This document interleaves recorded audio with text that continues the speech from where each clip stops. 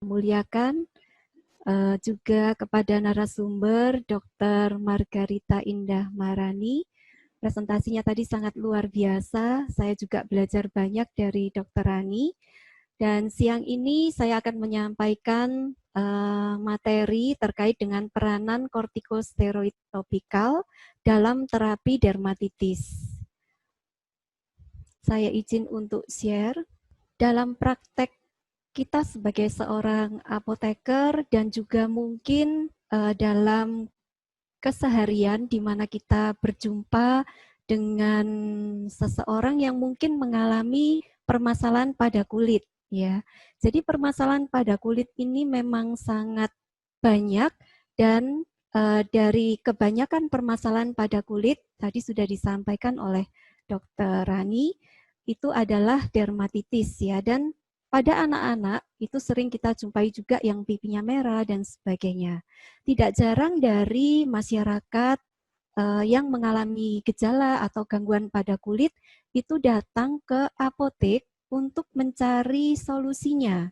Oleh karena itu kita perlu mengenal terkait dengan peranan kortikosteroid ini dan mempelajarinya sehingga kita bisa memberikan rekomendasi ataupun edukasi kepada masyarakat yang membutuhkan dan juga pada pasien yang mungkin mendapatkan terapi obat kortikosteroid topikal, maka sebagai seorang apoteker kita akan bisa memberikan edukasi dan penggunaan obatnya menjadi lebih rasional.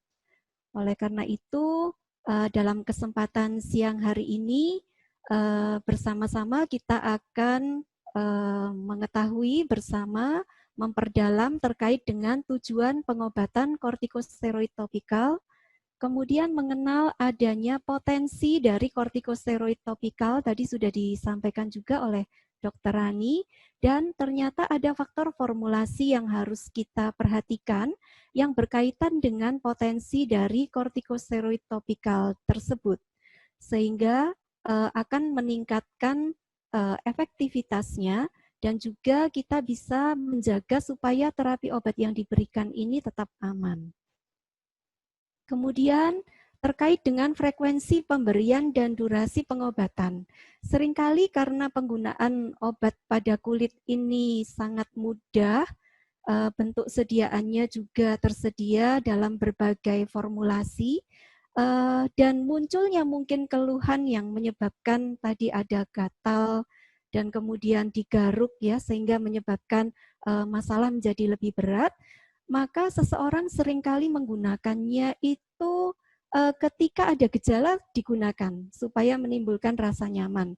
Padahal tidak demikian. Ada hal yang perlu kita perhatikan terkait dengan frekuensi pemberian, terutama adalah untuk dosisnya.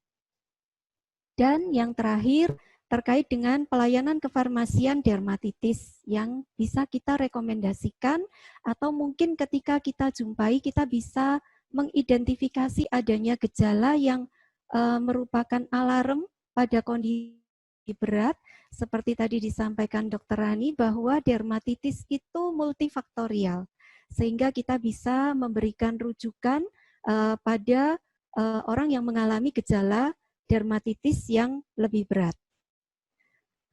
Tujuan dari pembelajaran kita siang hari ini adalah yang pertama meningkatkan pemahaman dalam pertimbangan kesesuaian pilihan terapi kortikosteroid topikal dan memiliki kemampuan, meningkatkan kemampuan bagi sejawat apoteker di dalam pemilihan potensi dari kortikosteroid topikal dan memahami formulasi dari pilihan sediaan yang ada sehingga lebih tepat digunakan dalam pengobatan dermatitis.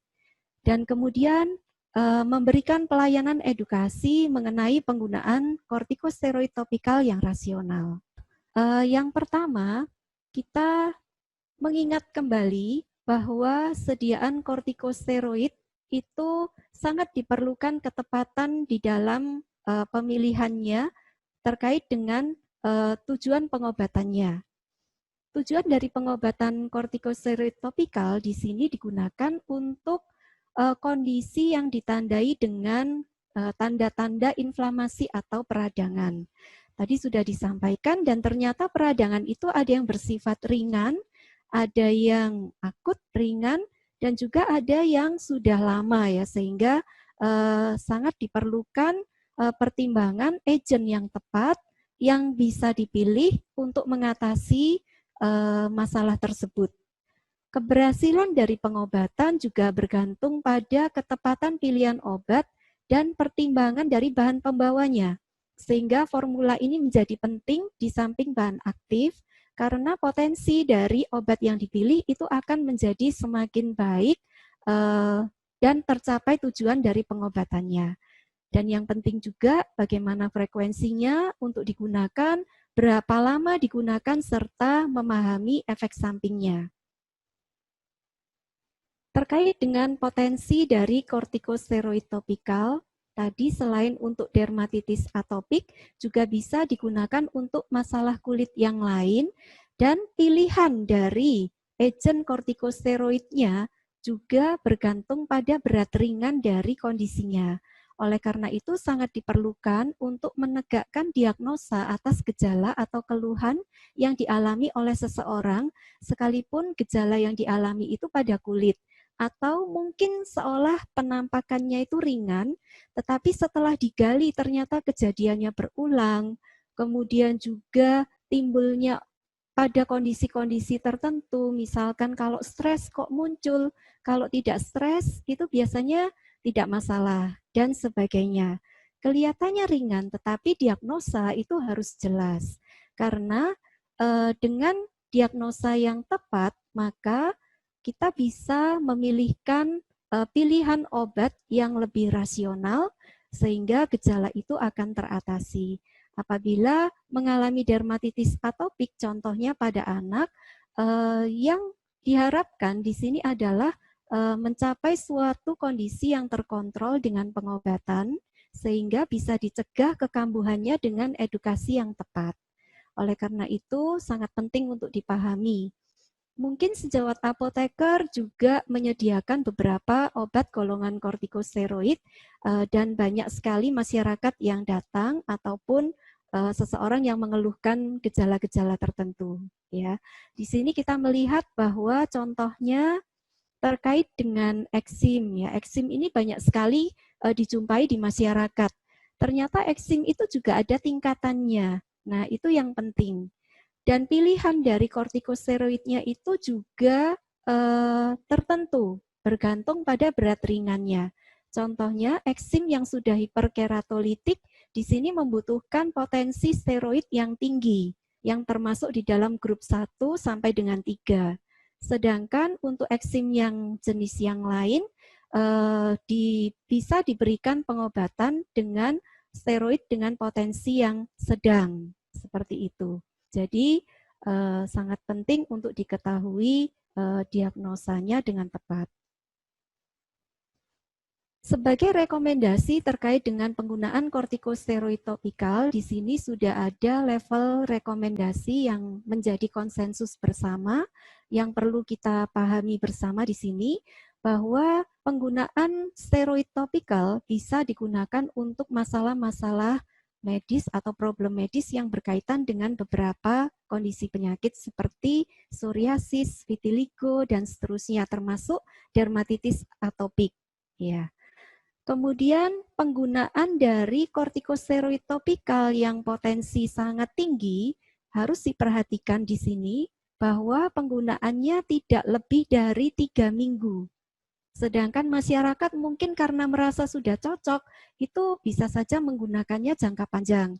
Kemudian juga mungkin belum teredukasi dengan baik bagaimana supaya bisa membuat terapi atau obatnya menjadi lebih optimal dengan durasi pengobatan yang seoptimal mungkin. Itu perlu kita perhatikan karena obat-obat yang ultra high potensi atau potensi sangat tinggi itu tidak aman kalau penggunaannya terlalu lama. Kemudian terkait dengan obat kortikosteroid topikal yang potensinya rendah sampai dengan sedang, di sini penggunaannya bisa lebih lama dibandingkan yang potensinya sangat tinggi, tetapi penggunaan secara terus-menerus tidak direkomendasikan lebih dari 3 bulan. Hal ini berkaitan dengan efek sampingnya.